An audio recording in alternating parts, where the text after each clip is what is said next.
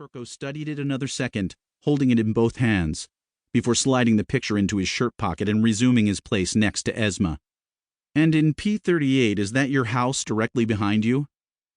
He nodded, and Judge Gautam asked him to answer out loud so the court reporter could record his response.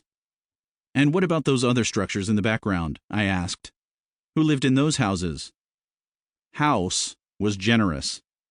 The dwellings shown were no better than lean-tos, each jerry-rigged from whatever the residents of Barupra had salvaged. Timbers or old iron posts had been forced into the ground and then draped most commonly with blue canvas tarpaulins or plastic sheeting. There were also chunks of building materials, especially pieces of old roofs, which had been scavenged from the wreckage of nearby houses destroyed in the Bosnian War. That war had been over for 9 years in 2004, but there was still no shortage of debris because no one knew which sites had been booby-trapped or mined. "The people," answered Ferko about his neighbors. "And is the word in Romany for the people Roma?" He nodded again.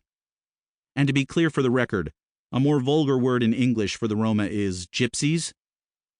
"Gypsy," Ferko repeated with a decisive nod. That might well have been the only word of English he knew. "Well, we'll say Roma. Was it only Roma who lived in Barupra?" "Yes, all Roma." "How many persons approximately?" 400 about. "And now let me ask you to look again at the computer screen. This will be Exhibit P46, Your Honors. Is that roughly how the village of Barupra appeared during the time you lived there?" Esma had secured a couple of photos of Barupra and the surrounding area taken in 2000 by one of the international aid agencies. The picture I was displaying showed the camp from a distance, a collection of ragged dwellings clinging together at the edge of a forbidding drop-off. "And how long had you and the other Roma lived there?" Ferko seesawed his head. 5 years? "And where had you and your family and the other people in Barupra, where had you been before that, if you can say?" "Kosovo. We ran from there, 1999. "Because of the Kosovo War?" "Because of the Albanians," he answered, with another dismal wobble of his head. "So let us return then to the late hours of 27 April 2004. About 20 men appeared in the Roma refugee camp at Barupra in Bosnia, correct?" We waited again for the laborious process of translation to unfold a floor above the courtroom, where the interpreters were positioned behind a window. My questions were transformed first from English to French, the International Criminal Court's other official language, and then by a second translator into Romany, the Roma's own tongue. The answer came back the same way, like a wave rippling off the shore, finally reaching me in the female translator's plummy British accent. This time, though, the process was short-circuited. "Va," answered Rincic in Romany as soon as he heard the question in his language, adding an emphatic nod. We all understood that. "And what nature of men were they?" I asked. "Did they appear to have any profession?" "Chetniks. And please describe to the court what you mean by that word." I leaned down to Goose, the tall, red-faced investigator assigned to the case, who was seated next to me at the foremost prosecutor's desk. "What the hell is a Chetnik?"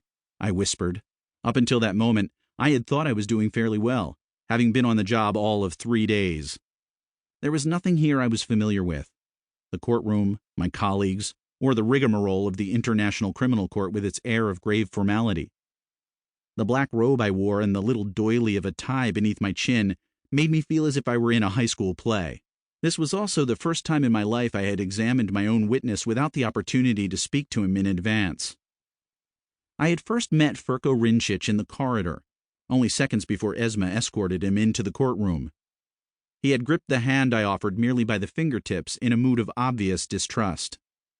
I did not need anyone to tell me he would rather not have been here. "They are supposed to be soldiers," said Ferko of the Chetniks. "Mostly, they are just killers." By now, Goose had inscribed his own note concerning the Chetniks in his uneven script on the pad between us. Serb paramilitaries.